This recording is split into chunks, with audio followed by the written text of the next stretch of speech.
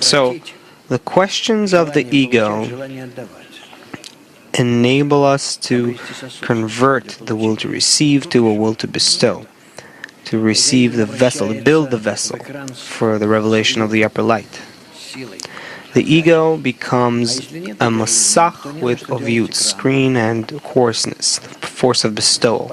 And without ego, there's nothing to have a screen on.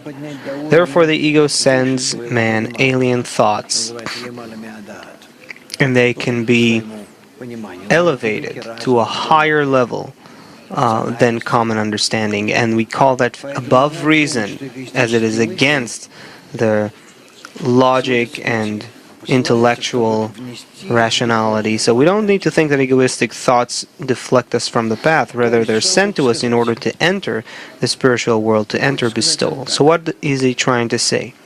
He's trying to tell us this. We have to work not against the ego, but rather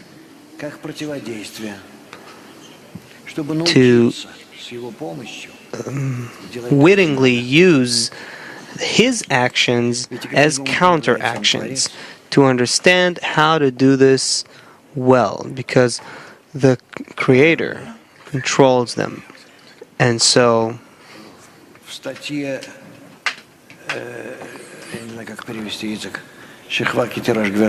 in the article, I don't know how to translate it, Itzik, the article, the hair that the mistress, the servant that is heir to her mistress.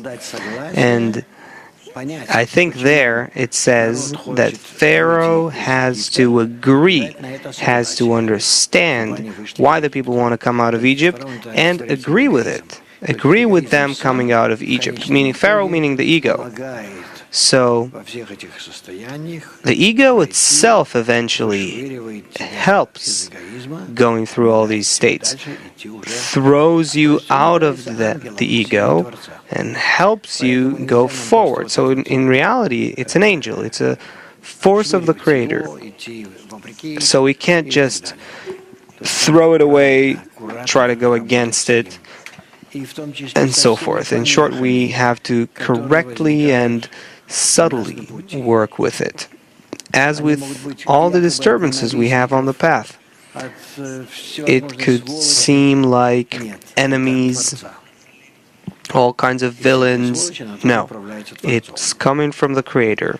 And all those villains were also sent by the Creator. So we have to very carefully, cautiously weigh everything.